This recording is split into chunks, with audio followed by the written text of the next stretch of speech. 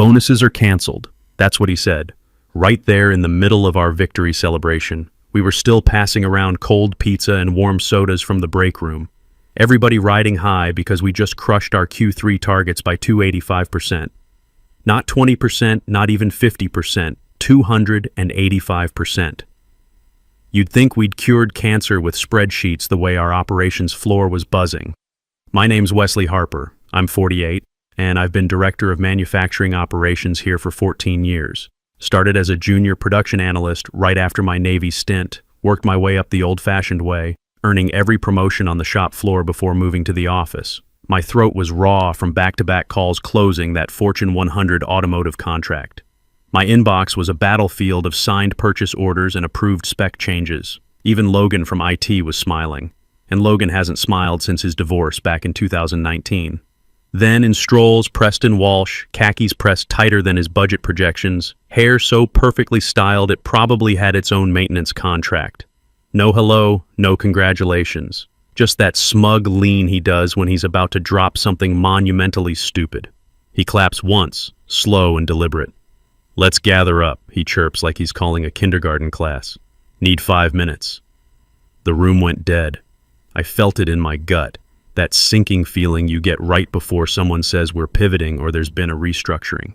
The same feeling I used to get on deployment when the radio crackled with bad news from command. He stood there with dead eyes and that fake humility they teach you in business school. You guys crushed it. Really, you absolutely crushed it. Beat every metric, exceeded every expectation. That's exactly why we're canceling Q3 bonuses. The room died completely. Sarah from marketing dropped her pizza slice. Calvin from finance looked like someone had just told him his calculator was broken. Preston did that thing where he tries to look philosophical, like he's delivering wisdom straight from some Harvard case study about disruptive leadership paradigms. "We're raising the bar," he continued, hands clasped behind his back like he was Napoleon reviewing troops. "This isn't about incentives anymore. This is about culture. Excellence. You already proved you can hit these numbers, so now we know what you're capable of. Time to try harder." People didn't move, didn't breathe. Sarah blinked like she'd forgotten how. Jordan from middle management opened and closed his mouth 3 times like a fish trying to form words that wouldn't get him fired. Nicole, my operations manager for 8 years, just stared at her hands. I didn't say a word. Not yet. Just watched him standing there with that little shark smile like he'd just outsmarted a room full of people who'd been running manufacturing operations since before he learned to tie his designer shoes. His loafers probably cost more than our quarterly safety equipment budget, and he wore them like they gave him the authority to rewrite 14 years of proven systems. I sipped my coffee, burned my tongue, didn't care. The bitter taste matched my mood perfectly. Then I smiled, not wide, just once. The kind of smile you give when the wheels have been turning for weeks and someone just handed you the last piece you needed to spring the trap. Our target was $2.1 million in production efficiency gains for Q3. We hit $6.0 million. That's not just beating expectations. That's obliterating them and building a monument on the ruins. The automotive contract alone was worth $4.2 million in annual recurring revenue, and Preston knew it. Hell, he'd been copying my weekly progress reports and forwarding them to the board with his name in the signature line. I stood up slowly, walked over to where he was basking in his own perceived brilliance, and leaned in like I was going to offer some polite pushback about team morale and compensation equity. Instead, I just said, "Conference room. 5 minutes." He blinked, confused like someone had just asked him to explain how a torque wrench actually works. "Bring your laptop," I added, already walking away. Behind me, the room stayed silent except for the distinct sound of his ego inflating like a birthday balloon. I didn't need to yell, didn't need to get angry, not yet. Because this wasn't really about bonuses. This was about legacy, institutional knowledge, and the fact that Preston, poor, sweet, nepotism-soaked Preston Walsh, had no idea what was waiting for him behind that glass conference room door. You see, 10 years ago, when I signed my manufacturing operations agreement, there was a clause buried in the legal appendix, a clause that most people would skip over, thinking it was just standard boilerplate language. But I read everything. Navy taught me that. Always read the fine print, especially when your signature's going on it. The clause was simple. If quarterly production efficiency metrics exceeded 250% of forecast under my direct operational leadership, I'd be granted immediate strategic override privileges. At the time, nobody thought those numbers were possible. It was like putting a clause in there about what to do if we discovered oil in the parking lot. But we just hit 285%. And Preston Walsh was about to learn what happens when you mess with someone who spent 14 years building something real, something that actually works, something that makes money instead of just burning it on consultant fees and motivational posters. 6 months earlier, Preston Walsh had arrived like a champagne cork at a funeral, loud, unnecessary, and bound to make a mess of everything nearby. The founder, Howard Walsh, had just announced he was taking a step back from day-to-day operations. "Nothing too serious," he said over a Zoom call while noticeably using a portable oxygen tank in the background. "Just some stress-related health issues, needed to focus on recovery for a few months." Then came the kicker that should have set off alarm bells for everyone in that meeting. "I'm having my nephew Preston shadow senior leadership while I'm out. Just to observe, learn the ropes, understand how we operate. Observe, learn the ropes." Right, that was supposed to be the plan. But Preston walked through our lobby that Monday morning like he'd just bought the building fresh off his Harvard MBA, which he managed to name drop roughly every 6 minutes, usually while misquoting Sun Tzu or referencing case studies about blockchain-enhanced farming equipment and cryptocurrency laundromats. I'm not making that up. Those were actual examples he used in meetings. His first words to me, delivered while I was reviewing production schedules at 7:30 a.m. "So you're the one still using Excel instead of AI-driven predictive analytics? Cute." He said it with that condescending smile you see in LinkedIn posts about disrupting traditional industries. That week, my calendar exploded with meeting requests. Half of them had titles like Reimagining Manufacturing Pipeline Synergy and Innovation Jam Session, Industry 4.0 Transformation. I thought someone was pranking me until Preston sent a Slack message asking if I could align my operational narrative with the quarterly innovation vibe. I responded with a screenshot of our actual production dashboard, efficiency metrics, downtime tracking, quality control data, real numbers that actually meant something. He replied with a thumbs up emoji and a fire symbol. 3 days later, Nicole Reed, my operations manager and right hand for 8 years, was transitioned to a consulting role to focus on external opportunities. That was corporate speak for "you're fired, but we're pretending it's your choice." 2 days after that, Bryce Miller from Data Analytics was reallocated for talent optimization initiatives. By the end of the first week, I was the only person left from the original manufacturing leadership team who didn't speak exclusively in pitch deck buzzwords or wear designer sneakers to production floor meetings. Preston started reshuffling departments like it was fantasy football draft day. He brought in his fraternity brother Hunter Kane as head of talent culture and workplace transformation, a guy whose primary qualification was hosting a podcast called Grindology, where he interviewed other people who also hosted podcasts about grinding. The episodes were exactly as useful as they sound.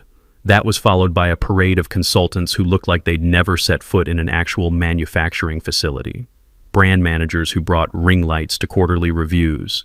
Strategy interns who said let's circle back on that instead of answering direct questions about production capacity.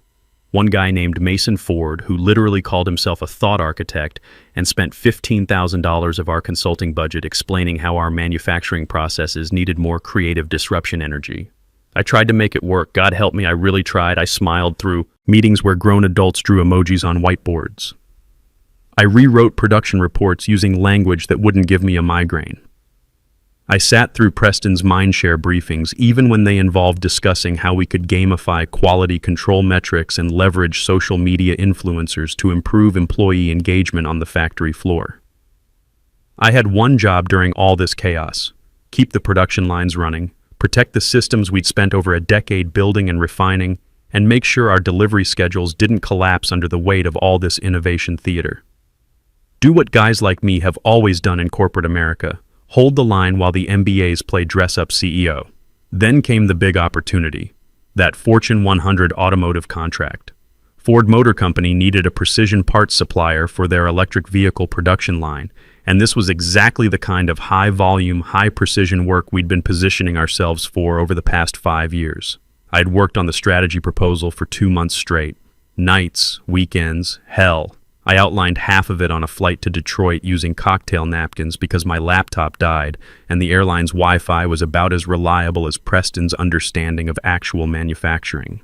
The contract requirements were complex: multi-tier quality certifications, just-in-time delivery schedules, integration with their supply chain management systems. It required real industry knowledge, actual experience with automotive manufacturing standards, and the kind of operational expertise you don't get from case studies. I briefed Preston thoroughly, prepared him with a comprehensive overview document, walked him through 3 practice presentations, even created simplified talking points for the technical questions. He nodded along and asked if we could make the PowerPoint slides more visually dynamic and whether our company logo could be bigger. He walked into that Ford pitch meeting like he was auditioning for Shark Tank, gesturing wildly and throwing around phrases like agility-first manufacturing verticals and cross-pollinated production deliverables.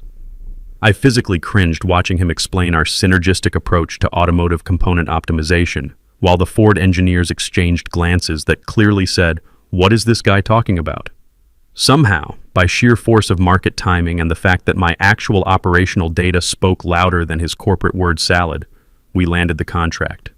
Our production capabilities were exactly what they needed, our quality metrics were solid, and our delivery track record was spotless. The next morning, I opened my email to find a company-wide announcement from Preston with the subject line, Q3 Victory Lap. First sentence: proud to share the success of my strategic automotive sector pivot and innovative client acquisition methodology. My name wasn't mentioned once in that email, not once. 14 years of building relationships, developing expertise, and delivering results, and I'd been erased from my own success story by a 28-year-old who couldn't tell the difference between a torque specification and a talking point. I stared at that email for a long time, long enough for my coffee to get cold, long enough for the production floor shift change to happen outside my office window, long enough for my hands to stop shaking from pure frustration. But I didn't reply, didn't fire back with a correction, didn't even leak it to the internal Slack channels like part of me wanted to. Because that clause was still sitting in my personnel file, buried in a folder I hadn't opened in years. A clause that didn't care about Harvard degrees or nepotism or who had the best hair gel budget. I printed out that email, folded it neatly, and put it in my desk drawer right next to the original hiring agreement. Then I went back to work, running the numbers, checking the production schedules, making sure we'd hit every single metric we'd promised Ford. Because when you're building a trap, patience isn't just a virtue, it's the foundation. It was late Thursday night, the kind of late where the janitor's music becomes your only company and even the coffee maker sounds lonely. I was the last one in the building again, my screen glowing with quarterly numbers fresh off Calvin's final calculations. The production efficiency line blinked back at me like it knew something. 285% over target. We hadn't just hit our goals, we'd obliterated them, buried them in the parking lot, and built a monument on top. Every projection, every stretch target, every optimistic estimate from marketing, completely destroyed. The Ford contract wasn't just signed, it was expanding. They wanted us to handle components for 3 additional vehicle lines, with preliminary discussions about a $12 million annual partnership. My hands hovered over the keyboard, not from fatigue, but from memory. 10 years ago, I'd signed my manufacturing operations agreement in this same office. Back when Howard still walked the production floor every morning, still knew the names of our machine operators, still cared about building things that lasted instead of just quarterly stock price bumps. That contract was drafted during a different era. Before the consultants, before the buzzword evangelists, before the company decided that culture could be purchased with kombucha on tap and meditation pods. I opened my personal files, buried under years of NDAs and performance reviews, found it, the original hiring agreement, page 14, subsection C, footnote 2.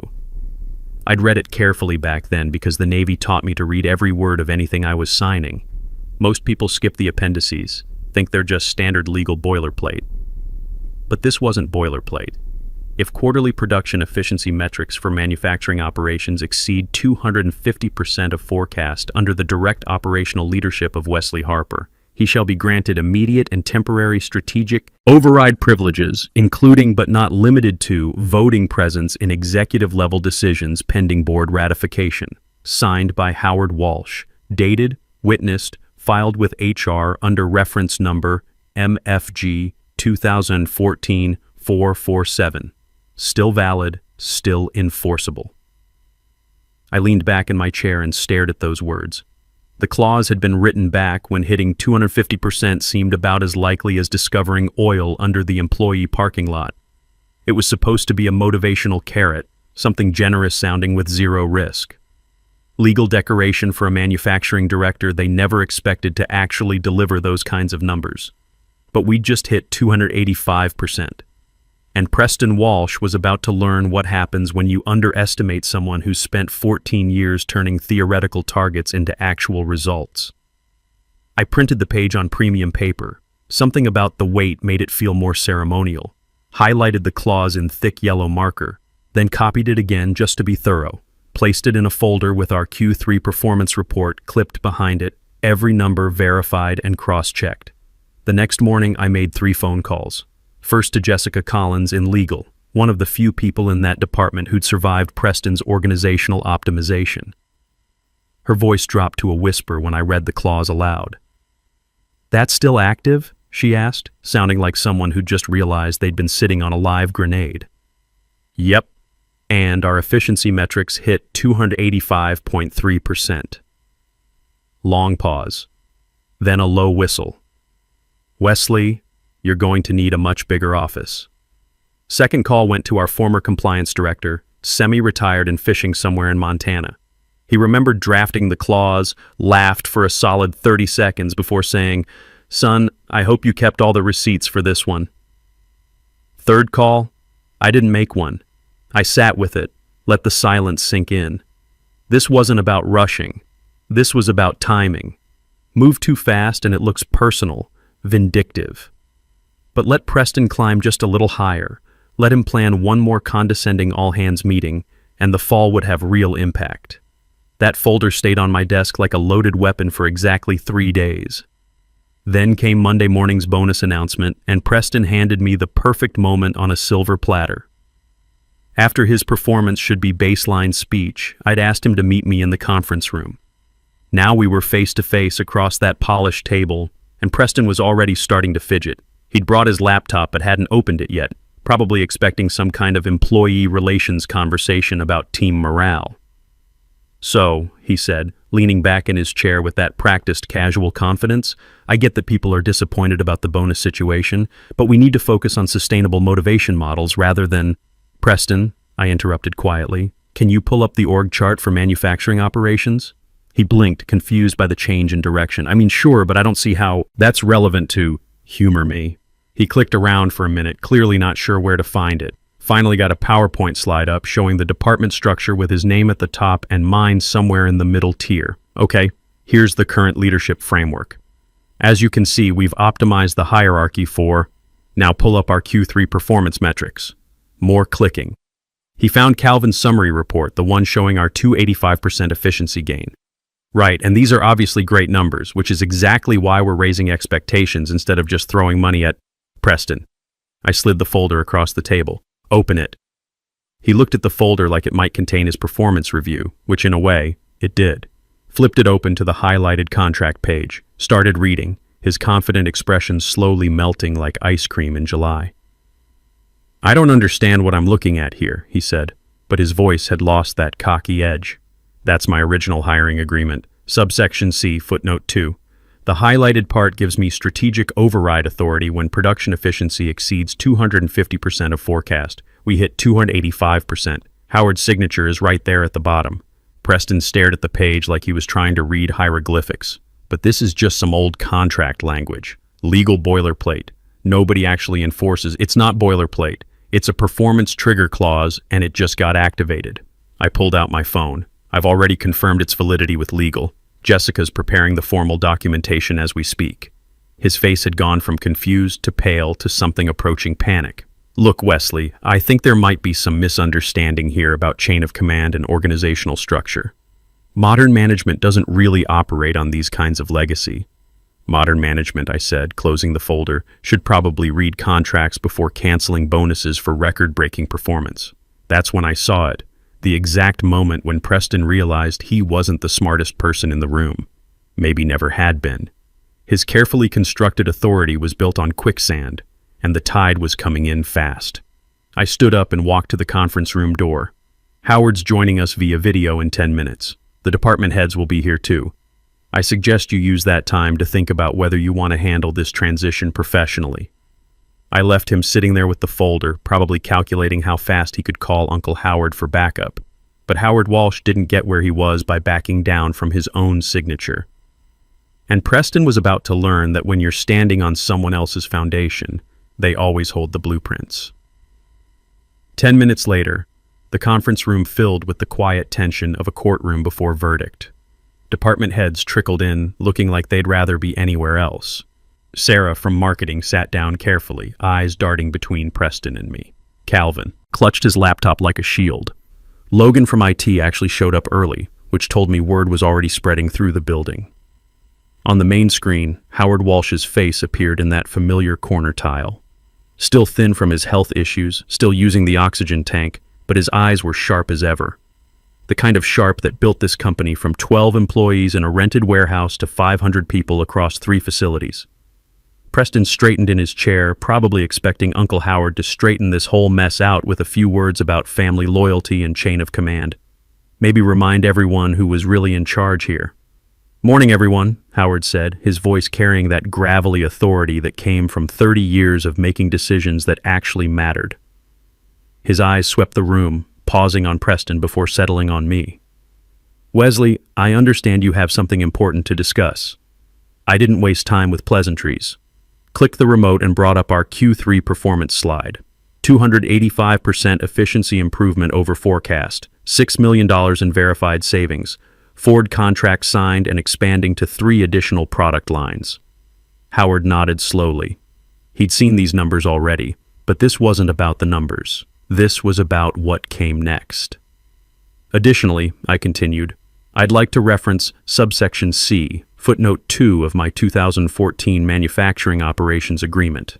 I clicked to the next slide. The scanned contract page, highlighted clause clearly visible. Performance threshold met. Strategic override authority now active. The room went dead silent. Preston's face had gone from confident to confused to something approaching terror as he realized this wasn't going to be the family intervention he'd expected. Howard stared at the screen for a long moment. When he spoke, his voice was quiet, but carried the weight of someone who'd just watched his own signature come back to haunt his family. I remember that clause. I insisted on it myself. Preston finally found his voice. Uncle Howard, this is just some outdated contract language. We can't seriously be considering... Son, Howard interrupted, and the single word carried 30 years of disappointment. Stop talking. The silence stretched until it became uncomfortable. Howard's eyes moved from the contract to Preston, then back to me. Wesley, what are you requesting? Full operational authority for Q4, personnel restoration, budget oversight, strategic planning. No interference, no committee reviews. I slid a folder across the table toward the camera. Jessica in legal has the formal documentation ready for your signature. Preston tried one more time. This is obviously some kind of power grab using legal technicalities. Modern corporations don't operate on these kinds of legacy. Preston. Howard's voice cut through the room like a blade. You're done. Pack your office. Security will escort you out in 20 minutes. The words hung in the air like smoke. Preston opened his mouth, closed it, opened it, again. For once in his life, he had nothing to say. No buzzwords, no case studies, no thought leadership frameworks. Just the reality that nepotism only works when the family member with actual power is on your side. He stood up slowly, gathered his designer notebook, and imported water bottle, and walked out. No dramatic exit, no threats. Just the quiet shuffle of someone who'd finally realized he was never actually qualified for the job in the first place. Howard turned his attention back to me. The board's prepared to offer you interim executive authority, reporting directly to... No, I said gently. I appreciate the offer, but I don't need a title to do the job. I just need the authority to fix what got broken. He smiled for the first time in months. Approved. That afternoon, I sent 2 text messages. First to Nicole Reed. Come back, your desk is waiting. Second to Bryce Miller. Operations needs its data guy. Are you interested? Both responded within 10 minutes. Nicole's reply was just a thumbs up emoji. Bryce wrote back, on my way. They walked through the lobby the next morning like soldiers returning from exile. No fanfare, no welcome back party, just rolled up sleeves and the quiet satisfaction of competent people getting back to real work. Hunter Kane, Preston's podcast hosting head of culture, quietly submitted his resignation that Friday. Mason Ford, the thought architect, simply stopped showing up. His $15,000 consulting contract was terminated for non-performance, and our legal team was surprisingly efficient about getting our money back. 3 weeks later, Howard's name lit up my phone screen at 6:15 a.m. "Wesley, I need you to look at something." An hour later, I was back in the conference room with a merger proposal from Parker Stevens, CEO of Atlantic Manufacturing Solutions. East Coast company, bigger than us in automation technology, smaller in production capacity. Perfect synergy if handled right. Parker joined via video, all business and no nonsense. "We've been watching your Q3 performance. Impressive doesn't begin to cover it. We'd like to discuss integration, but we have one non-negotiable requirement, which is full operational oversight from Wesley's team. No outside management, no transition committees, no consultants. Just the people who actually delivered those results." Howard looked at me through the screen. "Your call, Wesley." I thought about the past 6 months. Preston's chaos, the consultant parade, watching good people get pushed out for buzzword compliance. Then I thought about the production floor humming at 98% efficiency, the Ford contract expanding, and Nicole training new analysts who actually understood what operational excellence meant. "Let's do it," I said. The paperwork was signed within 2 weeks. No drama, no restructuring announcements, just two companies that knew how to build things combining their strengths. 6 months later, I got a LinkedIn notification. Preston Walsh had started his own disruptive consulting firm called Innovation Catalyst Solutions. His company page had 23 followers and one case study about leveraging synergistic paradigm shifts. I smiled, closed the laptop, and walked out to the production floor. The machines hummed steady at 97% efficiency. Our Q4 numbers were tracking 22% ahead of the combined projections. Nicole was training 3 new operations analysts who actually knew the difference between productivity and performance theater. The Ford partnership had expanded into a 5-year strategic alliance worth $18 million annually. Sometimes the best revenge isn't dramatic. It's not about explosions or public humiliation or viral LinkedIn posts. Sometimes the best revenge is just being right, being competent, and watching incompetence burn itself out while you quietly build something that actually works. Preston learned to speak in buzzwords, but I learned to speak in results. And in the end, results always win. They just take a little longer to get there. The clause was never removed from my contract. Howard insisted on keeping it. Insurance policy, he called it. In case anyone else gets confused about who actually runs the operations around here. Fair enough, some foundations are worth protecting.